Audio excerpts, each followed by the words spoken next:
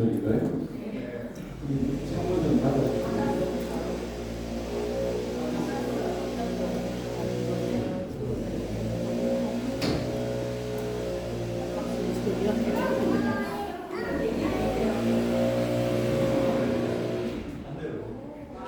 안 되었어. 네, 이렇게 다른 밤에 즐거운 일들이 가끔 있습니다. 이렇게 중요한 시간입니다. 오늘 성경 말씀은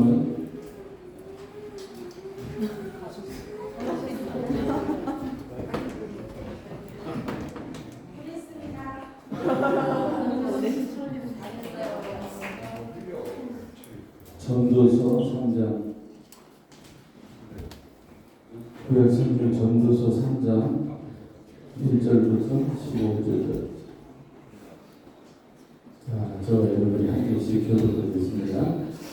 범사에 기한이 있고 천하만사가 다 때가 있나니 때가 있고 죽을 때가 있으며 심을 때가 있고 심은 것을 모를 때가 있으며 죽일 때가 있고 치료할 때가 있으며 헐 때가 있고 세울 때가 있으며 울 때가 있고 웃을 때가 있으며 슬퍼할 때가 있고 춤출 때가 있으며 돌을 던져버릴 때가 있고 돌을 거둘 때가 있으며 안을 때가 있고 하는 일을 멀리할 때가 있으며 찾을 때가 있고 잃을 때가 있으며 지킬 때가 있고 버릴 때가 있으며 찢을 때가 있고 꿰맬 때가 있으며 잠잠할 때가 있고 말할 때가 있으며 사랑할 때가 있고 미워할 때가 있으며 전쟁할 때가 있고 평안할 때가 있으며 일하는 자가 그의 수고로 말미암아 무슨 이익이 있으랴. 하나님이 이스라엘에게 복을 주사 애쓰게 하신 것을 내가 보았노라. 하나님이 모든 것을 지으시되 때를 따라 아름답게 하셨고 또 사람들에게는 영혼을 사모하는 마음을 주셨느니라. 그러나 하나님이 하시는 일의 시점을 사람으로 측량할 수 없게 하셨도다. 사람들이 사람으로 하시는 마음이라 선행하는 것보다 더 나은 것이 없는지를 내가 알았다. 사람마다 먹고 마시는 것과 수고함으로 낙을 누리는 그것이 하나님의 선물인 줄을 또한 알았도다. I know that everything God will do is 그에 더할 수도 없고 그것에서 덜할 수도 없느니 God does it so that man will. 사람들이 그의 앞에서 경외하게 하여 주신 줄을 내가 알았다. 같이 읽습니다. 이제 있는 것이 옛적에 있었고 장래에 있을 것도 옛적에 있었나니 하나님은 이미 지난 것을 다시 찾으시느니라. 오늘은 에베레셀의 미래의 부분에 대해서 말씀을 나누는데 미래 잊어버릴까 봐 제가 광고를 드립니다. 우리 성직사님이 어제 저녁에 얘기해 주신 건데 이 10년 소원 기도제 목표 송명신 예배 때 여러분이 다 오셔서 이제 봉헌하는 시간을 가질 텐데 혹시 못 오시는 분들은 일이 주일입니다. 그러니까 주일 예배 때 다시 오시면 주일 예배 때 봉헌을 할 수 있다는 광고를 해달라고 하니까 그럼 그렇게 하시고 또 참여를 좀 하시면 좋을 것 같습니다.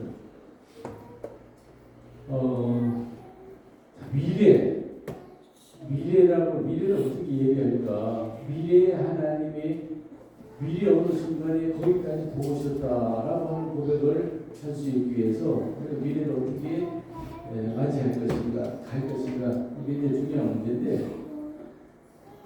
시간은 과거와 현재와 미래로 구성이 되어집니다. 그렇기 때문에 과거가 없는 현재가 없잖아요. 또 현재가 없이 미래가 있을 수가 없습니다. 그렇기 때문에 미래를 대변한다라고 하는 것은 과거부터 시작이 되는 겁니다. 쉽게 표현을 하자면, 자, 우리가 이제 우리 캠프를 하는 이렇게 미래 40주년, 50주년, 100주년 어떻게 준비할 것인가, 어떻게 나아가야 될 것인가, 이게 우리들의 과제 중에 하나인데 참 중요한 문제입니다, 여러분. 어제 우리 지나간 사진은 90주년 행사했을 때 사진, 아니 몇 주년인데 그렇게 하는 행사 사진 볼 때 불과 70년 전 그때 교회가 처음 시작되었을 때 많은 사람들이 모여서 굉장히 성황을 이루면서 교회가 시작됐습니다. 그리고 감독의 모교이기 때문에 영국 왕이 오면 여기 오면 그 우리 캠프라인에 이렇게 그것이 예배를 드렸고 방역기를 다 남아있을 정도로 굉장히 번성했던 교회입니다. 그런데 그 교회가 산산 소이라고 다 분산되고 우리 한인교회가 교회를 인수할 때까지 불과 70년? 70몇 년 어떻게 보면 한 사람의 인생 그 기간 만에 교회가 몰락을 했습니다. 왜 그랬을까요? 분명히 이유가 있으니까 그랬겠지. 미래를 준비한다는 것은 그분들이 처음 교회를 시작하면서 70년, 80년 후에 흔적도 없이 사라지려고 누가 생각을 했겠습니까? 근데 그걸 그들은 예상하지 못했던 결과가 왔다고 하죠. 또 오늘 우리가 미래를 준비한다고 하는 것은 뭘 중요하게 어디서부터 출발을 해야 될까 굉장히 중요한 문제입니다. 바로 과거에서부터. 그래서 이스라엘 민족이 2000년 동안 나라 없이 그러다가 어느 날 1945년이니까 어느 날 다시 이스라엘이라고 하는 나라를 재건하기까지 2000년을 흩어져서 흔적도 없이 살았던 사람들입니다. 근데 어느 날 모이자 그러니까 쫙 모여서 지금도 세계를 움직이는 그런 위대한 국가가 될 수 있었던 이유가 뭘까요? 우리 그런 걸 좀 알고 배워야 됩니다. 그게 막 이스라엘 역사, 기독교 역사는 무력은 상관없다. 아니요, 세계 역사의 한 부분입니다. 그게 지금. 그 가장 큰 비결은 뭐냐면 후대를 생각했다는 거죠. 후대를 어떻게 생각했느냐? 그들이 어디 가서 하나님의 기적을 체험하고 하나님의 축복을 체험하고 하나님의 도우심으로 전쟁에서 승리하고 정말 죽을 파멸해서 구원을 받았다 했을 경우에 그들은 그 사건이 있을 때마다 기념비를 세웠습니다. 도를 세웠어요. 기념비를 세운 이유가 뭐냐? 나중에 우리 후대들이 이 기념비를 보면서 그때 우리 조상들에게 하나님이 이렇게 도와주셔서 그 위기를 모면하고 이런 복을 누렸구나. 우리가 그걸 잊어버리면 안 된다. 그걸 하기 위해서 후대들을 위해서 기념비를 세웠다는 말이죠. 그게 한 나라 민족뿐만 아니라 한 가정에서 한 가문에서도 아브라함이 하나님의 인도하심과 축복하심을 체험했을 때 거기다 돈을 세우고 야곱이 그런 걸 체험했을 때 거기다 돈을 세우고 기념했다고 그랬어요. 베델 야곱이 도망 나오면서 처음 하나님을 만나서 하나님의 그 축복을 보장을 받았을 때 거기에 베델이라고 하고 거기다 기념을 세웠다고 그랬어요. 왜? 나중에 누가 우리 후대가 보더라도 이게 우리 조상 우리 아버지 우리 할아버지 야곱이 여기에서 하나님 만났구나. 여기에서 하나님 능력을 체험했구나. 그걸 깨닫고 잊어버리지 않게 하자고 말했어요. 이게 이스라엘이 2000년 동안 흩어져 살면서도 어느 날 갑자기 나라를 세울 수 있었고 지금까지도 세계를 움직이는 그런 위대한 나라로 유지해 나갈 수 있었던 굉장히 중요한 비결입니다. 그렇다면 저렇게 늘어난 연합회가 앞으로 40년, 50년, 100년 나갈 때까지 어떻게 미래를 준비할 것인가? 그 과거를 잊어버리면 안 돼요. 과거를 잊어버리면 안 돼요. 어떻게 하나님이 캠벌 하나님을 지키셨는가? 그리고 어떻게 우리 캠벌 하나님의 신앙의 선배들이 어떤 믿음을 가지고 어떻게 교회를 지켰는가? 굉장히 중요한 문제예요. 저는 어제 인터뷰하고 토론하는 거 보면서 옛날 교회라고 해봐야죠. 김정인 집사님, 이주일 집사님, 신라인 집사님, 김원석 집사님, 손가락 꼽아드리고 저는 한참 복음에 열이 붙어가지고 막 성경 보고 그냥 싫다고 하는 것도 막 어찌 성경 보고 싶겠어요. 성경 보고 좀 하자고. 목사가 하자고 그러니까 안 할 수가 없고 이렇게 하면서 했지만 그러고 나서 어떻게 됐는지 모르죠. 그렇잖아요. 근데 한 20년 보자. 20년 세월이 지나와서 어제 얘기하는 거 들어보니까 흔들리지 않았고요. 그때는 잘 모르는 것 같았는데 복음 예수 그리스도가 그래도 깨달은지 안 깨달은지 잘 모르는 것 같았는데 그 씨앗이 싹이 나고 열매 맺어서 오늘의 저분들을 이루었구나 라고 하는 걸 생각하니까 참 너무 감사했어요. 그래도 흔들리지 않았구나. 자, 그런 분들이 아직 지금 있는 동안에 그 신앙의 뿌리 이걸 우리가 무시하면 안 돼요. 그 신앙의 뿌리 과거의 바탕 위에 현재가 있는 것이고 이 현재 위에 미리 보는 것입니다. 그래서 과거를 절대 잊어버리면 안 됩니다. 하나님이 모세를 통해서 애굽에서 나오게 해서 광야 40년을 지나서 그리고 가나안으로 가는 그 모든 과정을 하나님이 다 지켜주셨잖아요. 다 하나님이 보호하셨잖아요. 그때 생명기에 하나님은 모세에게 뭐라고 그러느냐, 너희들이 잘 살게 되어도 하나님을 잊어버리지 마라. 너희들이 잘 살게 된 게 너희들의 공이 아니라 너희들의 과거를 내가 이렇게 건조한 땅, 간조한 땅, 메마른 땅, 광야 지날 때 너희들을 먹여주었고 입혀주었고 너희들 옷이 헤어지지 않게 했고 너희들이 신발이 사라지지 않도록 내가 40년을 도와주고 축복했기 때문에 너희들이 이렇게 된 것이고, 그래서 그 은혜로 지금 가나안에 들어와서 이제는 잘 살게 되었다, 이제 먹고 살만하다, 배부르다, 그렇게 될 때 하나님을 잊어버리지 마라고 말입니다. 그 은혜가 과거에 도와주셨던 하나님의 은혜가 있었기 때문에 이게 가능하다는 얘기죠. 우리 인간은 조금 먹고 살만하면요 금방 하나님 잊어버립니다. 하나님 그걸 아시고 미리 잘 살게 되어도 나를 잊어버리지 마라. 사랑하는 여러분, 템버레의 교회 미래는 우리가 아무리 좋은 환경, 좋은 요건으로 모든 것이 다 됐다 할지라도 과거의 아픔을 잊어버리면 안 돼요. 그게 얽매이지는 않지만 그걸 잊어버리지는 말해야 된다. 그러면 독일하고 일본하고 참 중요한 차이 중에 하나가 다 2000년 정권 국가들 아닙니까? 그런데 독일은 그들이 유대인들을 그렇게 학살하고 괴롭혔던 그것을 잊지 않아요. 그 기념관을 만들어가지고 우리 조상들이 이렇게 유대인들을 학살하고 이렇게 고통을 줬다, 우리 잊어버리지 말자.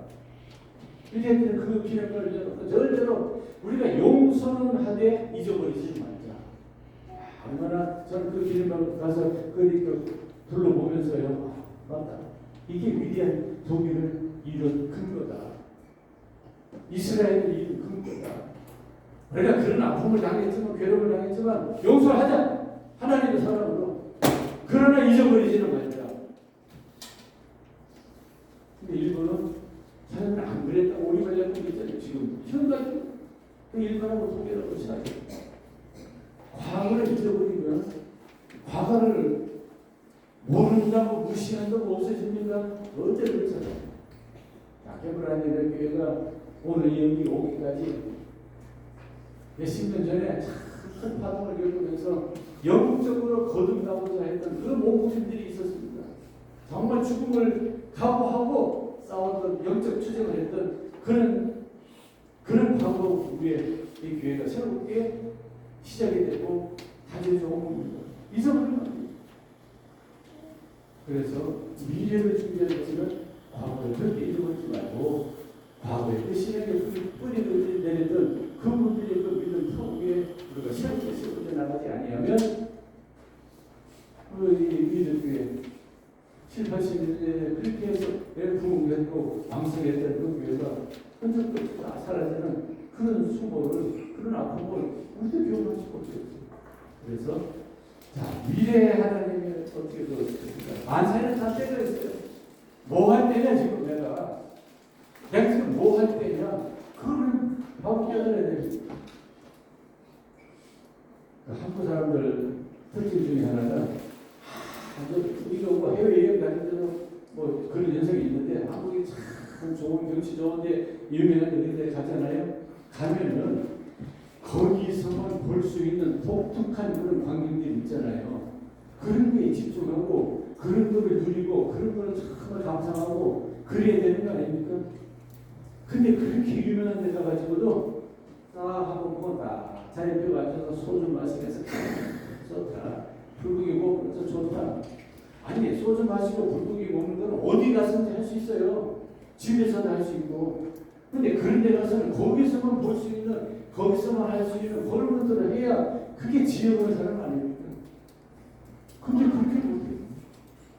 자, 우리가 교회에 다니면서 하나님 앞에 설 때에 그 순간 내가 할 수 있는 게 뭐냐?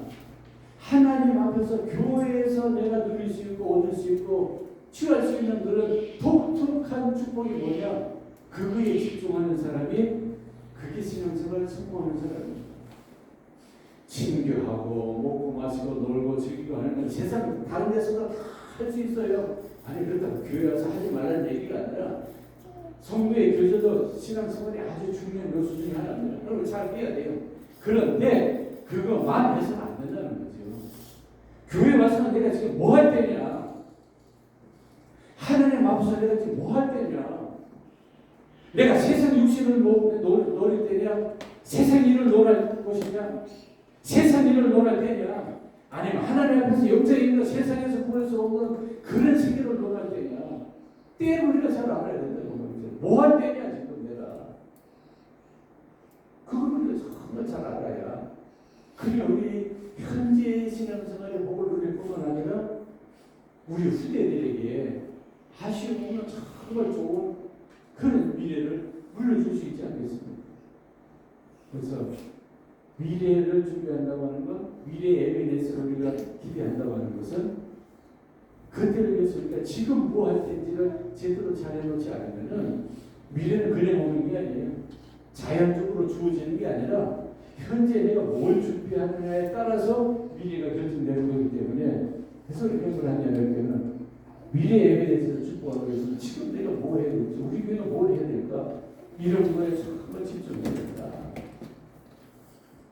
자, 그 다음에 또 하나 좀 구체적인 실질적인 말씀을 드려가지고 예를 들어서 지금 우리가 새 담임 목사님을 모시기 위해서 거의 1년 넘게 이렇게 준비를 해오셨습니다. 저는 선교위원도 아니고 직접적으로 개입하지도 못했던 그런 상황에서부터 이제 담임 목사님이 결정을 하고 행정수속을 지금 발령 중이니까 이제 시간 문제는 언제나 오시고 있습니다. 자, 그러면 한번 우리 생각해 보십시오. 저는 담임 목사가 아니기 때문에 제가 이런 말씀을 자신 있게 할 수 있습니다. 목사님, 우리 좋은 목사님 모시자.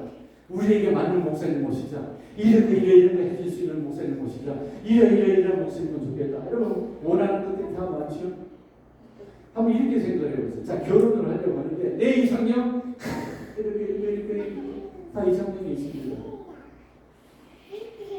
근데 결혼하면은 참 어려움들을 많이 겪어요. 이럴 줄 알았으면 결혼 하여튼 그런 생각을 많이 하죠. 근데 이유가 뭘까요? 내가 바라는 이상형은 참 원했지만 그 이상형과 더불어 내가 같이 어떤 가정을 이뤄나갈 것인가 내가 해야 될 일들은 전혀 생각하지 않아요. 상대방은 정말 나에게 내가 딱 맞는 사람 나에게 딱 맞는 복은 사람 찾았으면 좋겠다. 그것만 생각을 하지 내가 그를 위해서 뭘 할 것인가 내가 그와 함께 어떤 가정을 이뤄나갈 것인가 이런 사람 생각 안 해요. 그러니까 결혼하고 나서 어려움들을 많이 겪는 겁니다. 실천을 많이 겪는 겁니다. 목사님 성경도 마찬가지입니다. 우리가 원하는 목사님 짜짜짜짜짜짜 이런 거 1, 2, 3, 4, 5, 6, 7, 8 쫙 해가지고 제일 맞는 사람 고를 수 있어요. 근데 그런 목사님 오실 때 우리가 교인으로서 뭘 할 것인가 혹시 생각해 보셨어요? 어떻게 우리가 목사님을 섬기고 어떻게 우리 목사님과 함께 교회를 이뤄나갈 것인가 그런 거 생각해 보시면 돼요. 청교위원들 이제는 그걸 준비해야 돼요. 목사님 정해졌으니까 좋으나 나쁘나 정해졌으니까 이제는 그런 목사님으로서 우리가 어떻게 목사님을 도와서 어떻게 담임 목사님과 협조를 해서 어떻게 담임 목사님을 잘 섬겨서 정말 이 교회를 미래의 에베레스트의 축복을 누리는 그 교회를 후대들에게 물려주는 그런 교회를 이뤄나갈 수 있을까? 이것을 생각해야 된다고. 그래야 교회가 안정되고 평안하고 부흥되고 발전하고 참 영적으로 풍성해지는 교회가 되는 것이지 딱 앉아가지고 목사님 이거 해주세요 저거 해주세요 다 이렇게 나를 중심으로 뭘 해라 이렇게 하면 목사를 사람인데 어떻게 100사람들 기운을 다 맞춰줄 수 있겠어요? 그렇지 않아요? 그럼 이제는 우리가 목사님을 위해서 뭘 할 것인가 이걸 이제 생각하고 준비해야 된다. 근데 그걸 가르쳐주는 사람이 있어요. 그래서 제가 가르쳐드리죠. 할까요? 내가 다른 목사님이 이거를 어떻게 나를 잘 도와라 그러는 것 같아서 참 넘서스러워서 못하겠지만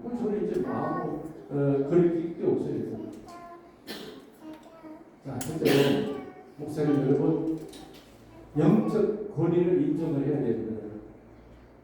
자, 여러분 회사에서 직책이 있고 직장에서 직책이 있고 사회에서 직책이 있으면 다 그 직책에 맞는 권한이 주어져요. 그렇죠? 과장, 또 부장, 또 팀장, 사장, 대장 다 권한을 가지고 있기 때문에 거기에 안 따르면 뭐 해보든지 자기 불이익을 당하니까 좋든 안 좋든 그 권위를 인정하고 따라가요. 뭐 실력이 있든 능력이 있든. 근데 교회라고 하는 것은 영적인 기관이기 때문에 그런 물리적으로 주어진 권한이 없어요. 목사 권한이 뭐가 있어요? 집사 관도 이런다고 관둘 수 있어요? 그렇게 나오잖아 이런다고 안 나올 수 있어요? 목사님은 아무 권한이 없어요. 왜? 영적인 세계이기 때문에. 그래서 여러분들 보이지 않는 영적인 권위를 인정하지 않으면 교회가 교회다워질 수가 없어요. 그래서 여러분 담임 목사님의 영적 권위를 인정을 해줘야 됩니다. 이상하지요. 병원에 가면 의사가 이거 조심하세요. 일주일 동안 이약 꼭 놓고 오세요. 이런 건 조심하고 이런 건 좀 하세요. 그러면은 예 알겠습니다 하고 죽어라 합니다. 왜? 그렇게 병 나는 줄 아니까. 저도 목사지만 병원에 가서 의사 앞에 그냥 쩔쩔해 꼼짝도 못해요. 한마디라도 말하면 그냥 와야 해요. 왜? 무사니까. 전문가인데. 근데 목사는 전문가라고 생각하지 않아요. 교사님 이거는 기도 좀 하셔야 되겠는데요. 네. 그러면 기도 안 해요. 이건 뭐 아무 용진 권위 인정 안 할 아무것도 안 되는 거예요. 뭐 작년에 전 감리교 출신이라 감리교 목사가 되려면요 굉장히 복잡한 과정을 거칩니다. 전도사 신학대 배워 나와야 되지. 그리고 처음에 서리 전도사 하지. 서리 전도사 1년 하고 나면 그 다음에 중의원이라고 해서 전도사 2년 전부터 매년 시험을 치고 인터뷰를 합니다. 논문 써야 되고. 그래서 3년째 다 통과되면 그때 목사 안수를 받아요. 그럼 목사 안수 받아서 목사 안수 받으면 주리는 4년이면 되는데 4년, 5년, 6년, 7년, 8년, 9년, 10년 될 때까지 매년 심사하고 논문 쓰고 인터뷰하고 다 해야 돼요. 그래서 10년 동안 아무 일이 없으면 그때부터 목사 뭐 꼬리표 다 끼고 정목사가 돼요. 그건 쉽지 않습니다. 조금이라도 잘못하면 낙제, 그럼 하면 1년 더 해야 돼요. 그렇게 해가지고 목사가 돼요. 뭐 의사도 몇 년, 요새 6년 합니까? 9년 합니까? 못지않게 오랫동안 해서 목사가 돼요. 근데 권위 부여해주면 아무것도 없어요. 의사 자격증도 없고요. 뭐 면허증도 없고 아무것도 없습니다. 그런데 누가 목사에게 권위를 부여해주셨느냐? 하나님. 하나님의 모세를 불러서 일을 시키면서 내가 어떻게 그런 일을 해요? 걱정하지 마라. 내가 너와 함께 하겠다 라고 했을 뿐만 아니라 내가 너에게 축복과 저주권을 주겠다. 이거 정말 무시무시한 얘기입니다. 이게 안 보이는 세계라서 그렇지. 목사가 저주하면 저주를 받고 목사가 축복하면 축복받는다는 거예요. 하나님이 아브라함 부르실 때도 얘기하셨죠? 내가 너를 복의 근원이 되게 해서 너를 축복하는 자를 내가 축복하고 너를 저주하는 자를 내가 저주하겠다.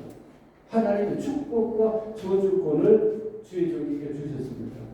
이게 안 보이는 거예요. 그래서 안 믿는 사람에게는 아무 소용이 없어요. 그래서 목에 가신 하나님 참을 많이 느낍니다.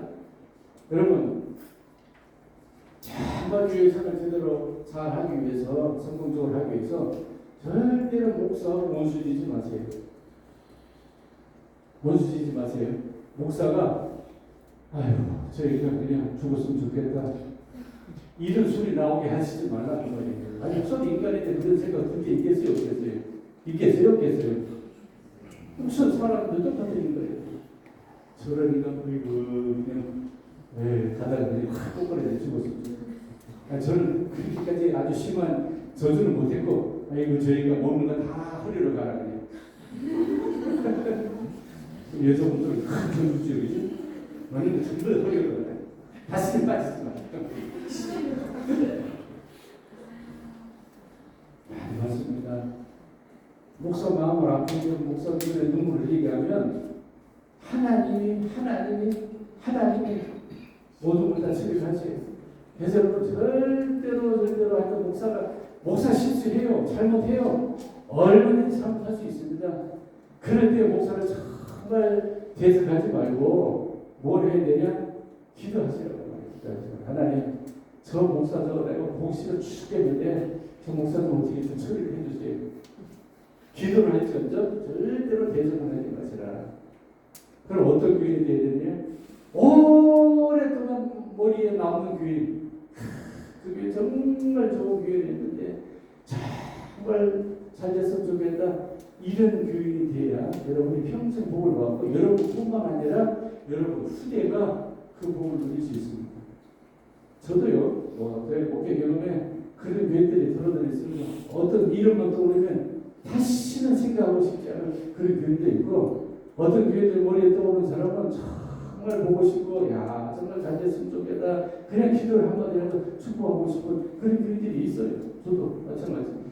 제 아버지 목회할 때 교인들이 얼마나 속을 새겼는지, 그냥 뭐 그때 우리가 부모님 때 목회할 때만 해도 그냥 모든 걸 다 감사하고 그냥 그럴 때였어요. 뭐 살기도 어려울 때였지만. 근데 그 중에 교인 한 가정이, 남자 권사님 한 가정이 참 열심히 목사님을 저희 아버지를 도와줬던 그런 교인이 있는데, 어느 날 그 권사님 와서 목사님 죄송합니다. 제가 다른 데로 이사 가게 됐습니다. 다른 어떤 회사에서 스카웃을 해간 거예요. 그래서 그분이 장모님이기 때문에 그 교회를 나가야 된다는 거예요. 아주 좋은 조건으로. 저는 그때 내가 중학생 때 갔는데 와서 그 권사님이 이야기를 한번 돌아가는데, 그 뒤에 아버지 어머니가 너무 한심해서 이걸 어떻게 하늘이 무너지는 것처럼 아주 한숨 치면서 막 고민했던 그런 게 기억이 나요. 아직도. 근데 한 두 주쯤 있다가 그 권사님이 다시 와서, 목사님, 아무리 생각해도 제가 이 교회를 떠날 수가 없습니다. 제가 직장 다 포기하고 그냥 남겠습니다. 그 얘기를 하는데 얼마나 제가 입에서 감사한지. 제가 이 시드니 크리스천 리뷰라고, 참 지금 요즘 이름도 모르겠어요. 그때 한참 나올 때 제가 그 칼럼을 쓸 때 그 얘기도 썼어요. 이런 교인이 됐으면 좋겠다. 저는 어렸을 때 제가 목회한 것도 아니었는데도 아직도 그 기억이 있어요. 그 권사님 하면 정말 지금 어떻게 됐을까? 지금 뭐 다 돌아가시겠네요, 진짜. 그런 교회. 그리고 후대가 복을 받아요. 그리고 이 목사님이 어려우니까 도와주려고, 제가 중학교 때인데 그 아이 초등학교 되는 아이들 저한테 과외를 붙였어요. 전부 과외하라고. 용돈 내는 주면 좀 안 받을까봐 과외를 시켜줬어요. 그래서 중학교 때부터 과외하잖아요. 그때 몇십 년, 50년 더 전에, 한 60년쯤 전에. 그래서 여러분, 목사 마음에, 주의적 마음에 오래 남는 그런 교인이 되시면 두고두고 기도합니다. 목사가 기억한다고 해서 뭐 별일이 있어야 싶지만 아니에요. 목사 생각하면서 잘 됐으면 좋겠다 한마디로 기도하는 그런 교인이 된다고 하는 것이 얼마나 웃긴지 몰라요. 우리 집사님, 우리 장인어른 목사님이시죠. 장모님이 사모님이죠. 저는 사위예요. 근데 저 만나면 꼭, 이 목사님, 내가 뭐 이 얘기를 안 해서 모르겠지만, 그게 얼마나 저한테 위로가 되고 힘이 되는지. 그거는 사모님인데도 불구하고 사위에게도 목사라고 그냥 함부로 이야기를 안 했어요. 그래서 저가 집에 다 지금 잘 됐어요.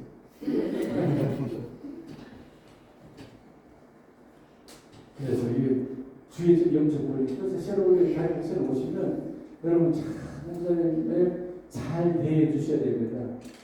근데 제가 호주 와서 목회하면서 정말 힘들었던 것 중에 하나가, 이상하지요. 이 호주는 평등사회잖아요. 그래서 목사라 해서 특별히 권위를 별로 뭐 특별히 인정하는 게 없어요. 다 목사도 뭐 이름 모르고 뭐다 그렇게 합니다. 그런데 여기 있는 한인들이 그걸 배워가지고 목사 지나내는 다 똑같이. 그래서 뭐 별로 목사라고 해서 특별히 생각을 하진 않아요. 좋다 이거예요. 이 사회에서 사니까.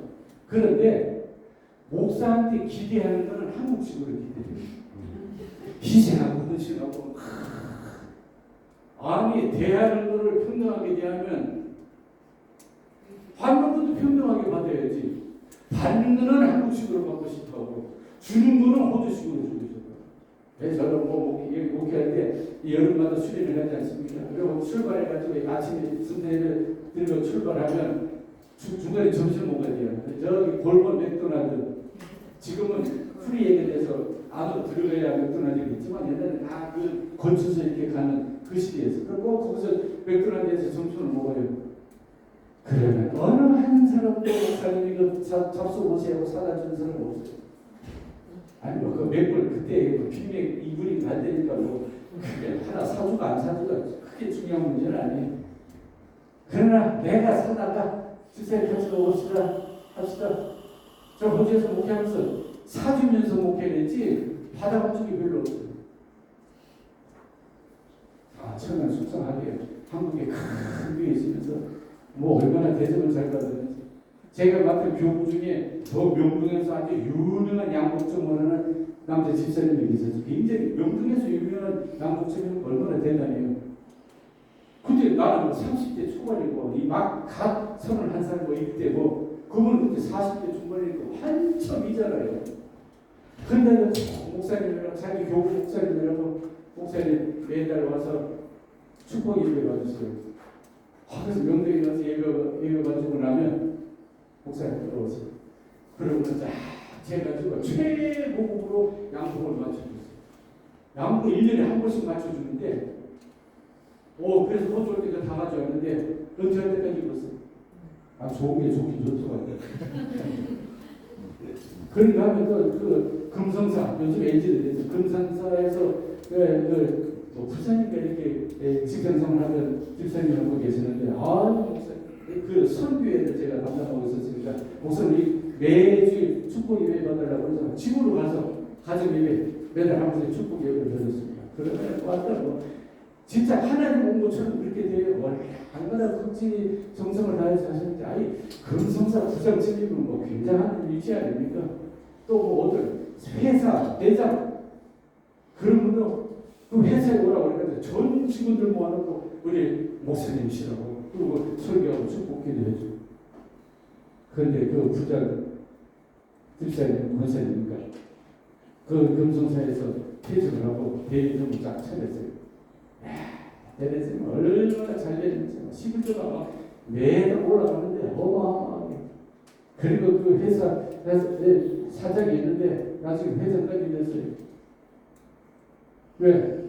아니 뭐 그분을 보면 세상 나이로 뭐나 이제 30대 초반 목사 해봐야 뭘 알아요 그랬어요. 제가 지금 이렇게 보면 이제 갓 신학 졸업하고 목사 졸업하는 부목들을 보면 한심해요. 그리고 저기까지 목사하겠냐. 나도 그때 있잖아요. 이제 막 30대 초반이니까 그런데도 목사라고 목사하면서 그렇게 했던 사람들 그들이 어떤 복음을 나가는가 하는 것을 다 보았기 때문에 왜? 그분의 생각은 기도를 안 해줄 수가 없어요. 목사의 축복 기도가 아무 효용도 없는 거지만 절대로 효용없질 않아요. 왜? 하나님이 자기 일을 시키는데 뭔가 힘을 주셔야 할 거 아닙니까? 그래서 목사가 축복하면 축복을 드리고 목사가 저주하겠습니까만 저는 이런 이빨 가게 만들면 그게 다 여러분 가정 가고 후손에게 가는 거예요. 그래서 목사님 오시면 여러분 제가 본인을 인정하고 이제 처음 오니까 한국에서 오니까 얼마나 낯설게 했어요. 저도 와서 한 몇 년 동안은 정말 아무것도 눈에 뵈는 게 없었어요. 살기가 없는데 그때 뭐 목사 이게 해주세요 저거 해주세요 너무 그렇게 하지 마시고 잘 정서가도록 도와주시고 그때 목사님이 생활하는 불편이 없는지 그러면 잘 보살펴야 됩니다.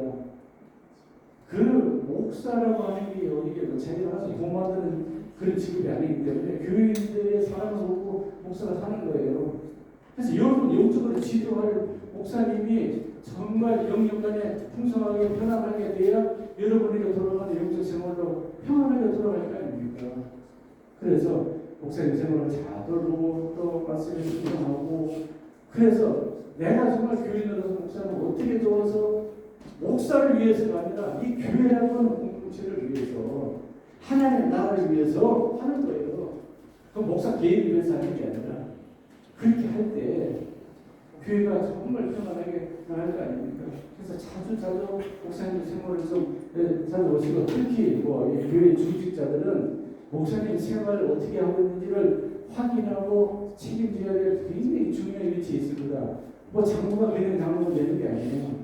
교회 안에서 높은 직책 가지고 떵떵거리는 게 장로가 아니고, 장로는 그만큼 교인과 목사의 생활을 잘 책임지고 불편함이 없도록 하라는 게 그게 중직의 위치입니다.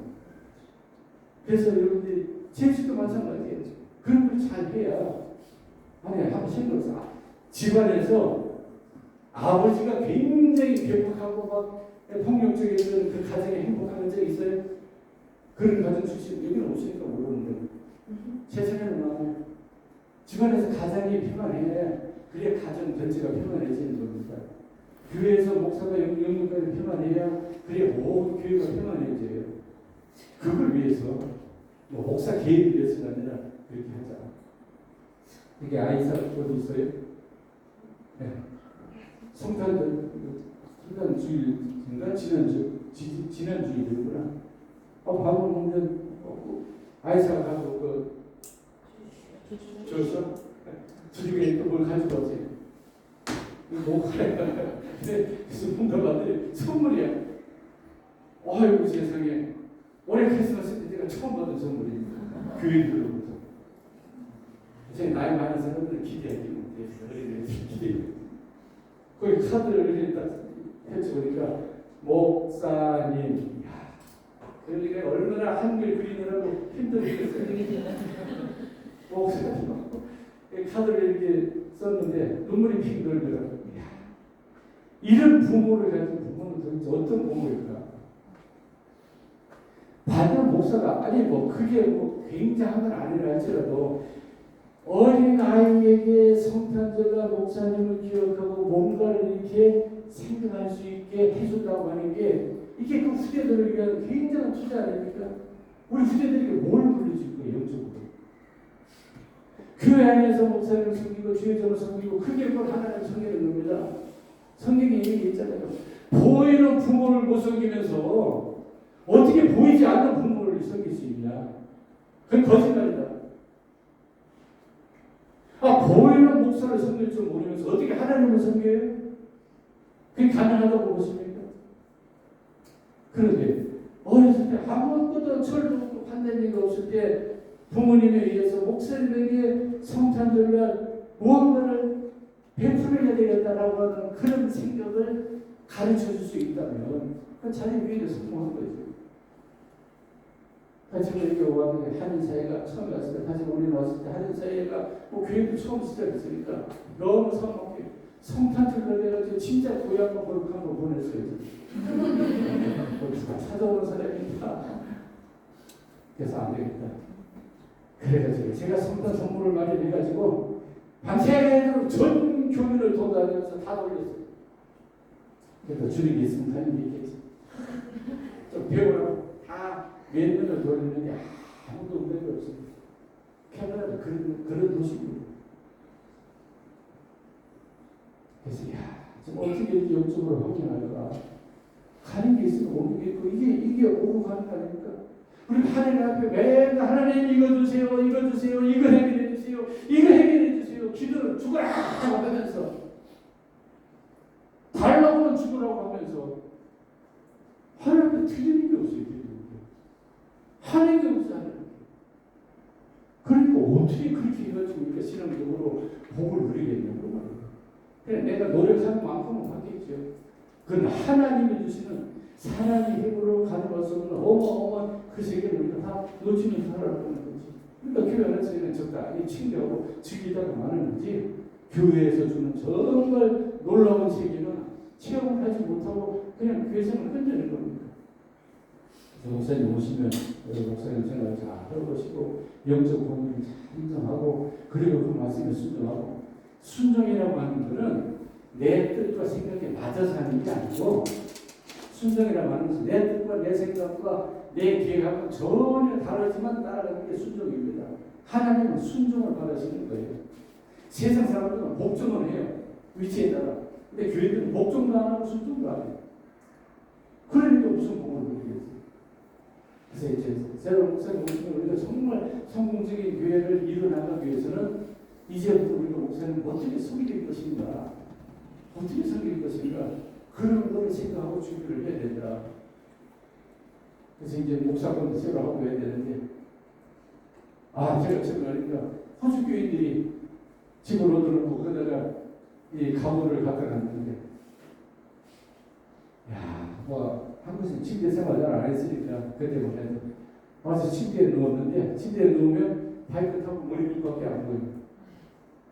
왜 그럴까요? 가운데를 이렇게 쑥 들어가요. 침대를 얼마나 오래 썼는지 누우면 발끝하고 머리끝만 보이고 가운데로 쑥 들어가. 진짜 그런 걸 갖다 놔줬으니 감사하지. 근데 목사님 오시면 우리가 모든 걸 다 준비를 해야 되잖아요. 목사님은 다른 거 전혀 신경 쓰지 않고 정말 목회에만 전념할 수 있도록 그렇게 준비해서 이게 현명한 길입니다. 목사를 잘해주고 못해주고 문제가 아니라, 목사에게도 24시간밖에 없는데 그 24시간을 12시간을 생활하기 위해서, 가정 생활하기 위해서 이것저것 해결하기 위해서 뛰어다니다가 나머지 시간으로 목회를 해야 되고 교인들을 생각하고 기도해야 된다고 그러면 누구 손해냐고요, 그게. 누구 손해예요? 여러분이 기도 못하면 누군가가 여러분을 위해서 기도해주는 사람이 있어야 되잖아요. 누가 기도해주겠어요? 목사가 기도해주지. 내 양들이니까. 좋으나 그렇잖아요. 그러니까 그게 목사를 위한 일이 아니라 교회를 위한 일이다. 그래서 다 주면서 이것저것 신경 쓰지 않고, 그리고 목사가 뭐가 아쉽다고 해서 교인들이 이거 아쉽습니다, 이거 필요합니다, 이렇게 이해를 못해요. 목사 뭐라고 해야 되나, 구조상. 그래서 어떻게 됩니까? 아무튼 불편한 거 없습니까? 도와드릴 거 없습니까? 좀 해낼 게 없습니까? 처음 오면 도움이 얼마나 많이 필요해요. 얼마나 많이 필요해요. 이제는 새 담임 목사님 어떻게 우리가 도와서 섬겨서 교회를 같이 일어나갈 수 있을 것인가, 이런 걸 우리가 준비하는 게 이게 미래를 향한 겁니다. 그래서 목사가 그냥 목회에 전념하고 기도하는 여러분을 위해서 한 번이라도 더 기도하고 신방을 해서 한 번이라도 더 할 수 있도록 그렇게 여건을 만들어 놓으면 그게 우리 미래를 준비하는 정말 동행이 아니겠습니까? 그 다음에 두 번째는 후대들을 우리가 정말 잘 자랄 수 있도록 집중해야 되는 거. 이게 미래를 위한 투자 중에 제일 중요한 기초입니다. 그래서 이 주일학교가 참 중요해요. 저는 목회할 때 주일학교 교사들이 예배드리지 않으면 교사 임명을 하지 않았습니다. 교사라고 하는 것은 끊임없이 줘야 되는 위치잖아요. 맞습니다. 제가 기도될 때도 계속 줘야 되는데, 지출은 있는데 수입이 없으면 어떻게 돼요? 여러분, 세상 논리로 생각해요. 지출은 많은데 수입이 없으면 어떻게 돼요? 파산하는 거죠. 부도나는 거잖아요. 영적으로 애들에게 계속 줘야 되는데 들어오는 게 없다. 그러면 영적으로 피폐해집니다. 언젠가. 그래서 예배 안 드리는 교사들이 5년, 10년 가면 거의가 다 교회 문제가 돼요. 교회 파탄하는 게 이쪽으로 합니다. 왜? 영적으로 가격하니까. 들어오는 건 없는데 자꾸 내가 쏟아야 되니까 하다 기진맥진하면 터지는 거예요. 그래서 교사들이 모두 은혜를 받아야 돼요. 영적으로 충만해야 돼요. 교사뿐만 아니라 각 부처에서 봉사하는 분, 찬양팀도 마찬가지고, 찬양인도 마찬가지고, 교사도 마찬가지고, 주방에서 봉사하는 분, 모든 봉사하는 분들은 영적으로 풍성해져야 돼, 내 자신이. 그래야 봉사를 하더라도 그게 은혜가 기쁨이 되는데, 받는 건 없이 계속 주는 것만 하면 탈진하게 됩니다. 탈진. 육신적으로 탈진하면 쉬면 돼요. 근데 영적으로 탈진하면 방법이 없습니다. 영적으로 탈진하면. 그래서 탈진하지 않도록 그 교사들 위해서 정말 집중을 해야 돼요. 이제 새 목사님 오시면 일부 예배를 다시 활성화해서 교사들이 꼭 예배 드리고 은혜 받고 가지 않으면 제대로 된 교육을 할 수가 없어요. 제가 신학교 다닐 때 그때 집이 대구에 있었습니다. 그래서 서울에 와서 공부를 하고 방학 때면 집으로 가잖아요. 그럼 신학생 임리하고 이제 주일학교도 지도하고 한단 말이에요. 교사들이 없으니까 이 사람 그 사람 다 모아놓은 거 아닙니까? 그래서 그 사람 교사 교육시켜서 이제 교사를 하는데 그 판을 이렇게 몇 개 보면 어떤 반은 막 부흥하는 방이 있고 어떤 반은 별로 지지부진한 방이 있어요. 근데 이렇게 금방 공부들에게 다니다 보면 어느 한 반이 남자 선생님인데 그 특별히 뒤에서는 오래 할 것도 아닌데 그건 애들이 뭐 재미있게 웃으면서 얼마나 잘 되는지 몰라요. 그래서 좀 의외다. 그래가지고 도대체 뭘 어떻게 가르치길래 저는 하고 저쪽 옆에 가서 이렇게 딴짓하는 저 강아지 이렇게 들어봤어요.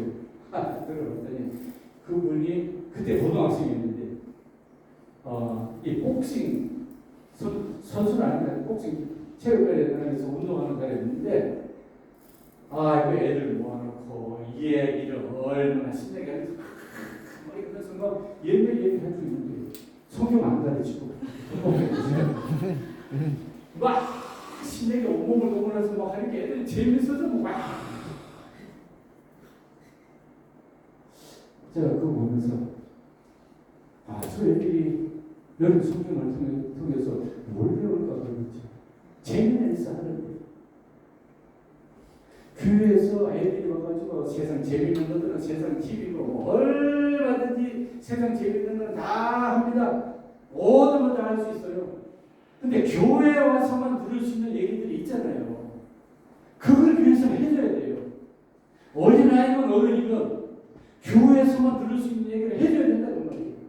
그게 뭡니까? 영적인 세계예요. 영적인 얘기를 하면 재미없을지도 몰라요. 딱딱할지도 몰라요. 근데 어디 집사님 가서 메시지 잠깐하고 왔는데 1살, 2살, 3살 이런 애들이 뭐 예수가 어떻고 그리스도 뭐 구원 이렇게 얘기하면 못 알아들을 거 없지요. 참은 정확합니다. 어른들은 다 잊어버렸는데 애들은 딱 듣고 나면 그래 알아요. 제가 그때 성경 공부 한참 할 때 애기 엄마들이 애기를 데리고 오잖아요. 그럼 저는 애기들 그냥 같이 내버려 두라고 그래요. 그러니까 지금 가운데 봐. 그 이름이 뭔지 모르겠는데 거기서 이제 테이블 놓고 빙글빙글 성경 공부하면 애들이 와서 그 옆에서 산을 가지고 막 재밌게 놀아요. 성경 공부 한 시간 하고 나서 끝나고 나서 부모들에게 이게 질문하면 잘 몰라요. 기억이 안 나요. 근데 이게 뭐죠? 그러면 애가 옆에 있다가 뭐요? 이렇게 대답해요. 아니 장난가지고 시고 노는 애가 제일 잘 알거든. 참 몰랐대요. 애들이 특징이에요. 근데 그런 애들에게 뭐 성경 얘기해주면 깜깜할 거고 못 알아들을 거고 구원 얘기, 복음 얘기하면 못 알아들을 것 같지만 못 알아들을 것 같지만 계속 얘기해주면 이것들 어렸을 때 들었던 그 얘기는 평생 갑니다. 주일학교가 좋은 주일학교는 시설이 좋고 뭐 교육 도구가 좋은 데가 아니라 거기서 정말 세상에서 들을 수 없는 복음 얘기를 듣고 예수 그리스도 얘기를 듣고 어려서부터 신앙생활을 어떻게 해야 될지를 듣고 자라는 아이들이 미래가 있다고 말합니다. 이스라엘이 그래서 수천년 지난 후에도 나라가 지금 세계로 움직이는 나라가 된 거예요. 비밀이 다 있는 게 아니에요. 그래서 우리가 주일학교 정말 집중해서 교사들이 먼저 은혜받고 마음껏 활동할 수 있도록 교회가 정말 뒷받침하고 조직적으로 시스템적으로 그걸 잘 해야 돼요. 그렇게 해서 아이들이 와서 이래도 정말 신앙을 가지고 미래를 그들이 승리해 나갈 수 있는 그런 환경을 만들어주는 이 우리 교회 미래를 향한 예배 예술의 중요한 모습이에요. 그러다 세 번째 교회의 목표입니다. 교회의 목표가 뭘까요? 교회에는 4가지 큰 기능이 있습니다. 예배, 교육, 선교, 봉사. 이게 교회의 4대 목표입니다. 목적입니다. 교회는 그걸 위해서 있는 거예요. 첫 번째가 예배예요. 예배 정말 하나님 만나는 이 영적인 예배를 통해서 우리가 그 은혜를 누리고 감동을 받아야 돼요. 그러면 교육을 그리스도 교육을 예수 그리스도의 교육을 정말 잘 지켜야 돼요. 그냥 선교 우리만 누리는 게 아니라 이게 궁극적인 목표입니다. 그리고 봉사는 선교를 위해서 봉사하는 거예요. 그럼 우리 교회 앞으로 미래의 목표는 뭐냐? 선교다. 우리뿐만 아니라 우리가 이 기쁨을 정말 누리면 다른 사람에게도 그 기쁨을 누릴 수 있도록 나눠주는 겁니다. 그게 봉사예요. 그걸 위해서 우리 봉사하는 겁니다. 그냥 자선사업을 하는 게 아니고 복음을 그들도 누리도록 하나님 은혜를 누리도록 그걸 위해서 봉사하는 거죠. 왜냐하면 그냥 가서 예수 믿으라고 안 하니까 가서 도와주고 모여주고 막 이렇게 하면서 그의 마음을 열게 해서 예수 그리스도를 전하기 위해서 그래서 봉사하는 겁니다. 그리고 앞으로 우리 캠퍼 한연합교회 미래 에베네스는 선교의 목표를 두고 그리고 그걸 위해서 일단 찬양 예배 찬양 기꺼이 찬양할 수도 있고 전국 돌아다니면서 전도여행을 할 수도 있고 여러분 전도여행이 오늘 이번 수련회 여러분 오시기 위해서 일하는 분들은 뭐 2박 3일 아니면 이게 휴일이니까 모르겠습니다만 일 그만둬야 되고 그다음에 해변해야 되고 그래요. 근데 그 전도여행 할 때는 보통 최소한 열흘에서 2주간 했습니다.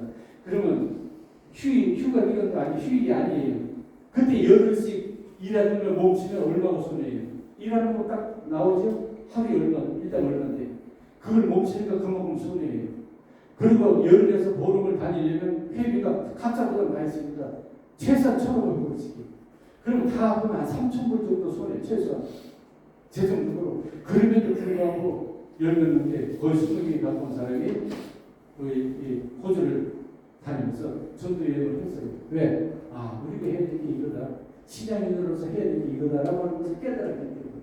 그리고 기쁨으로 즐거움으로 저녁에 나가서 아침에 나가서 찬양하고 저녁 때는 모여가지고 다시 또 전도교육을 하고 신앙교육을 하고 그 다음에 아침에 또 이동하고 오후에 가서 찬양 제일 중요한 거리에 가서 찬양하고 또 저녁에 들어와서 밥 먹고는 또 신앙교육하고 예배드리고 기도하고 그걸 위해서 헌신한 사람 물질적으로 시간적으로 노력적으로 처음에 있어갈 때는 길에서 찬양하다 보니까 그 찬양하는 것도 쑥스러워가지고 그냥 마지 못해서 하다 보니까 이게 얼마나 의리가 있고 힘이 되는지 체험하기 시작하니까 스스로 그다음부터는 자발적으로 다 하나가 찬양하고 전도지 나눠주고 메시지를 하고 다 하게 되고 교회가 그걸 위해서 있는 게 아닐까.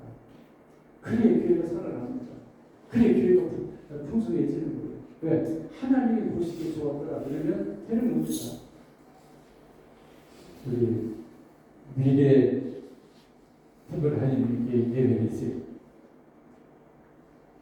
자, 우리가 준비하기 위해서 주의 전에 대한 것, 섬기자, 교육, 우리 후배들을 교육하자, 그리고 교육 목표를 선교에다 두고 최선을 다해서 달려가자.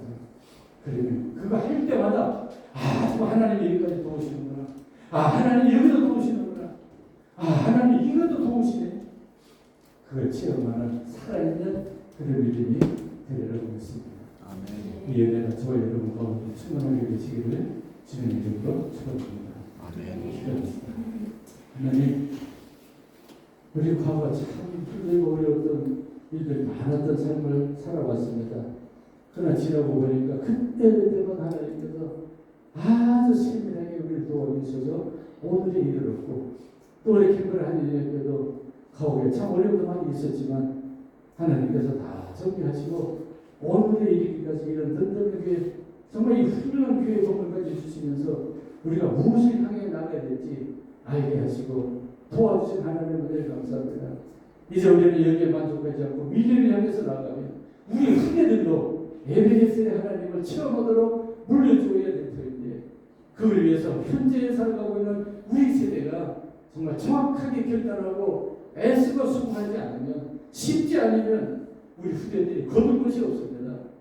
우리 이제는 내 자신을 위해서가 아니라 우리 후대를 위해서 정말 필요하고 좋은 것을 심어나갈 수 있는 지혜로운 믿음, 지혜로운 신앙을 소유한 우리 모두가 될 수 있도록 은혜 베풀어 주시옵시고 이제 각자 받은 삶의 환경에서 나는 무엇을 위해서 우리 후대들에게 어떻게 심을 것인가를 잘 헤아려서 결정하고 나아갈 때 하나님께서 그 모든 것도 거기도 에베네스로 도와주셔서 정말 언제 어디서나 하나님의 함께하심을 찬양하며 감사하며 영광 돌리며 복된 삶이 될 수 있도록 은혜 베풀어 주옵소서. 우리 주 예수 그리스도의 이름으로